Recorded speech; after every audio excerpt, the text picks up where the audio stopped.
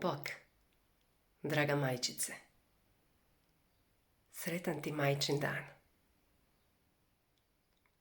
Želim ti nešto reći povodom ovog dana iz svog iskustva kao majke, iz iskustva kao psihoterapeutkinje i edukatorice za roditelje i za stručnjake.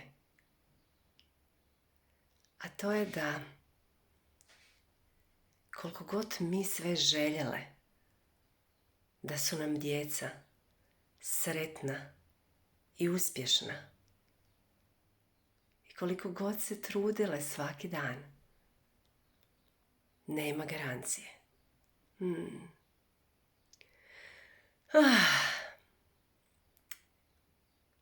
Naravno, na nama je da djeci damo najbolje što možemo.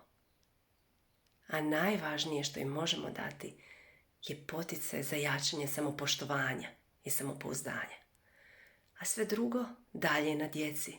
Pa znaš koliko ima onih priča gdje majka ima 2, 3 ili više djece, a svako od njih je različito.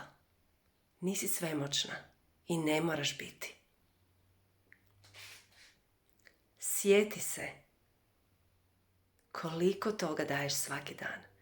Nevjerojatno je i svaka ti čast šta sve uspiješ napraviti u jednom danu. I zato imaj na umu. A ovaj savjet ti želim dati iz svog profesionalnog iskustva i iz svog osobnog iskustva. Njeguj sebe.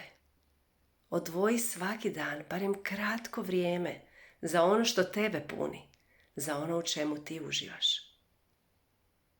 Sretan ti majčin dan i budi nježna prema sebi.